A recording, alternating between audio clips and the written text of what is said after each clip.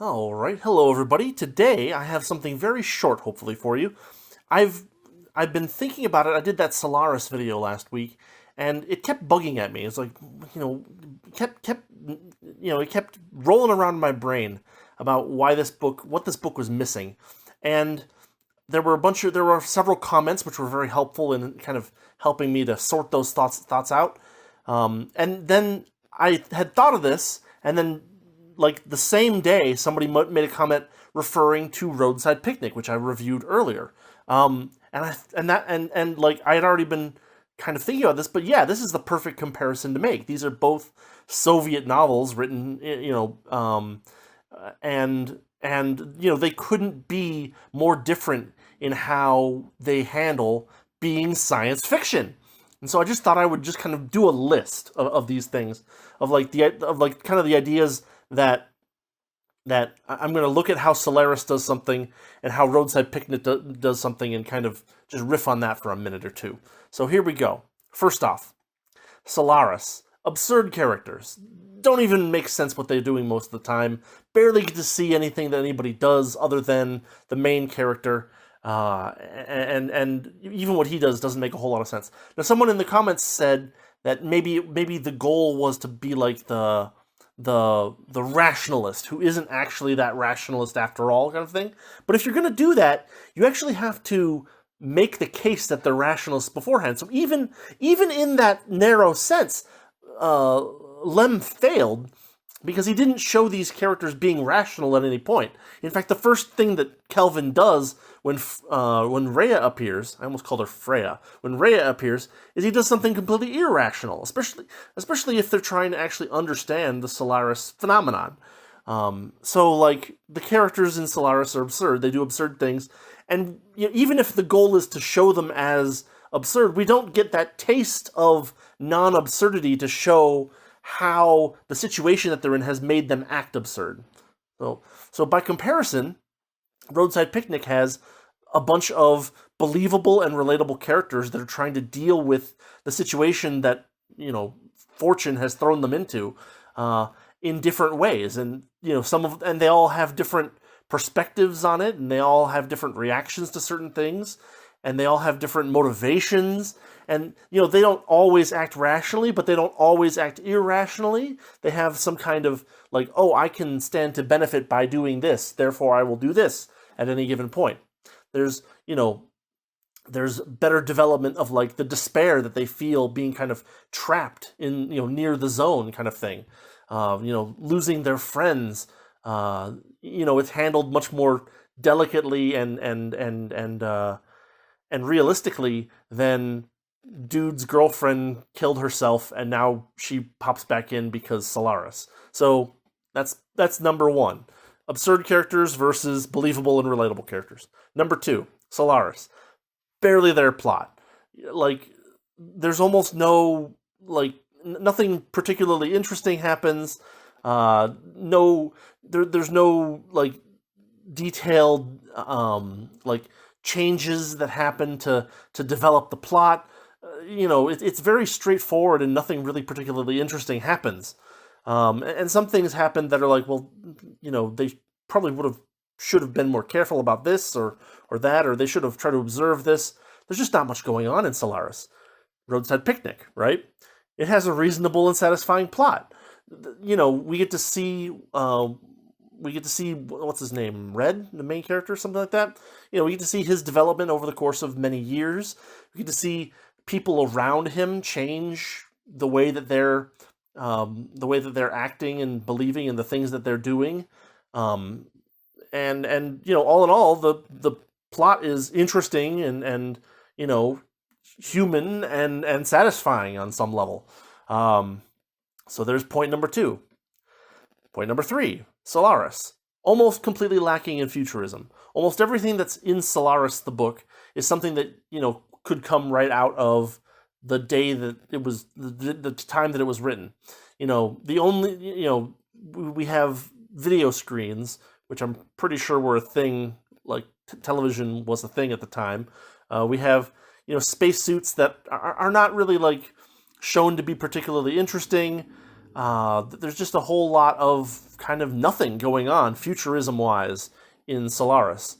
Which is to say that they're focusing almost everything on the characters that don't work very well either, and the phenomenon that they're getting in that they don't actually make any interesting conclusions about. By contrast, Roadside Picnic has fascinating futuristic inventions based on things that were found in the zone. It has creative dangers of things that they're facing while they're in the zone. And it also does a pretty good job of showing how humans react to and develop in front of being presented with the things that they find in the zones. So there's point number 3. Point number 4, Solaris. No sense of wonder. Like there's no feeling of like we are really doing something interesting or something really cool is happening, because the whole book kind of takes on this perspective that contact between Solaris and people appears to be impossible, which could be done in an interesting way, right? But the way that it does it is by creating things out of your subconscious that then try to interact with you and then kind of watch you, but that doesn't count as contact because question mark? It doesn't sit well with me. By contrast, the world of Roadside Picnic is thoroughly wonderful and creative. There's a lot of exploration that actually happens in the book, and examination of a novel world that has been created by the authors who, are doing something new and interesting. So there's point number 4. Point number 5. Solaris asks a basic, almost silly philosophical question, and doesn't even really provide too much in the way of like even prospective answers, right? It's like, well, here's a block of 7 pages of exposition that has some details about what some people thought might be the way, but by the end of the book, you don't get any clear notion of like, well, this is the way that things are, or this isn't the way that things are. And it's not just ambiguous, it's unsatisfying, because not even the characters seem to have really a clear idea of what the hell happened. By contrast, Roadside Picnic takes a very similar question, first contact with aliens, and provides a thought-provoking twist on that question, with an unusual condition added on, right? That there's not actually any aliens to contact. They just kind of left a bunch of stuff and went off, and nobody even saw them, right? That's actually kind of cool and interesting and new. Whereas, the idea of just like, well, take me to your leader is kind of the basic idea. Roadside Picnic totally turns the thing on its head by saying, oh, the aliens didn't even notice us. They just left some stuff and now we got to deal with it. That's a really cool twist on that very simple question. Whereas Solaris doesn't do any twist at all. It's just like, stuff. So that's point number 5. Point number 6. Solaris is plagued with these large blocks of boring, relatively poor exposition that doesn't really do anything to the story. It just kind of provides a historical background. Now, there's some value in world building with historical background, but generally speaking, that's when you're writing some kind of really long work, where you want a lot of epic lore to go into the story so that people know, oh yeah, there's actually thought behind this kind of thing, right? Like, Lord of the Rings kind of stuff, right? You create, as the writer, you have kind of a little encyclopedia of like, oh, this is how this works, and this is how this works, and this is how this works. And as you're writing, if any of these things come up, you kind of throw in a little bit here and there of like, oh, here's a little detail about Hobbit culture or something, right? Solaris doesn't do this. Instead of taking the cool, interesting things that could be exposition, there's just these large text dumps that it's hard to tell if any particular part of this 7-page text dump of exposition is useful, and the characters, generally speaking, don't make use of it in any significant way.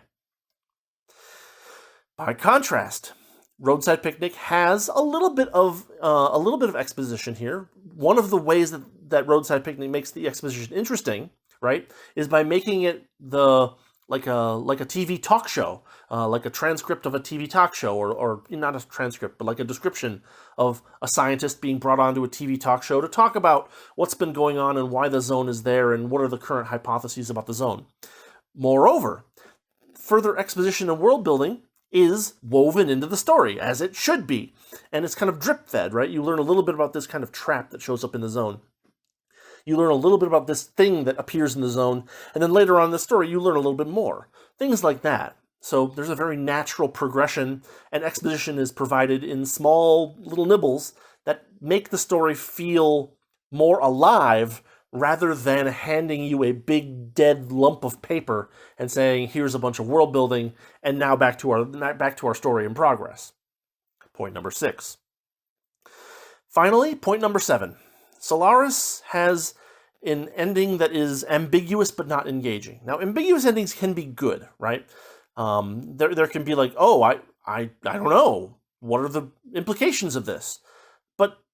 But the tone and the ending of Solaris just seems to kind of shut down. At least it did for me. It just kind of shuts down any thought about it. It's like, well, contact isn't going to happen, and this wasn't really contact, and it doesn't count, and so blah, blah, blah, blah, blah, and off we go. It's like, well, that doesn't leave me with any interesting ideas to kind of think about, right? That doesn't make me want to be like, oh, well, what if this? I mean, maybe they should send a group of people to do this or something like that. Maybe they should try this thing, right? That would be a good ambiguous ending, like Roadside Picnic has, where like it kind of hits you all of a sudden. It's ambiguous, but it's clever and engaging, and it hits you, and you're like, oh, wait, what? We're done? Oh, well, what about that thing or this thing or that thing? Or what happens next for this guy, or stuff like that. And that's point number 7. I don't know. I just made this very short list of points because someone in the comments said something about it being Soviet literature and like maybe Solaris. It's not. Neither of these books, I think, is like clear Soviet propaganda. Like you can kind of tell. Or at least I feel like I'm reasonably good at saying, oh yeah, that's propaganda. Oh yeah, that's propaganda. To a certain degree. I'm not perfect at it, sure. But like, I don't get the heavy-handed feel that either of these books is promoting Soviet values in any significant way. There was one of the points that the commenter made was that there's kind of a nihilism that shows up in this as a result of this as well. That's like, well, it doesn't really matter because, nothing really matters because the only thing that matters is the collective kind of thing.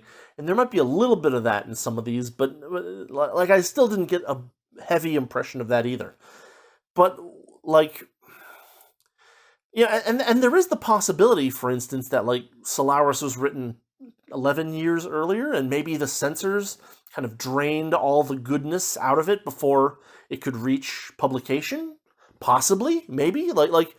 Roadside Picnic maybe took place a little later, and so the censors had kind of cooled off a little bit, and were letting a little bit more stuff come through. Maybe because Solaris was written by a Polish author, maybe the censorship environment there was much different. I guess I just don't really know for sure. But like,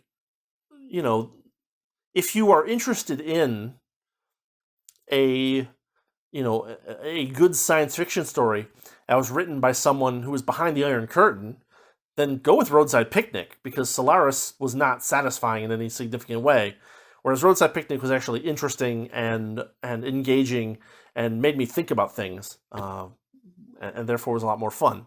So I'll put links in the description, but like, yeah, this was something that someone in the comments kind of crystallized as I was thinking about it. I was like, oh, yeah, you're right. Roadside Picnic is I was kind of already thinking about it, but it was like, yeah, that is absolutely a perfect thing to talk about because I reviewed both of these books and they both have similar, environments that they were written in. And so, like, it's amazing to see how different these two books are and how one kind of succeeds in being science fiction, whereas the other one kind of is just like, nah, I don't care. Anyway, I don't know. Hopefully this was a little bit interesting, a little bit thought-provoking or engaging. I don't know. Check out Roadside Picnic if you thought my Solaris review was. I'm not sure what I'm not exactly sure what situation someone would be in, or like they see my Solaris video and they're like, well, this guy's just down on whatever. I don't know, but like, go check out Roadside Picnic because that's actually a really fun book. Whereas Solaris is kind of a drag, and I don't mean like a dragon that's depressing. I just mean it's a dragon that like it's not very well made. Anyway, that's what I got for today. I got a copy of this A.E. Van Volt's The World of Null A. So I will probably be reading this week, and I'll do a review later. Haven't read any of Van Volt's stuff before, so hoping that it's interesting and fun. And yeah, that's what I've got for today, and I will see you next time. Have a good week.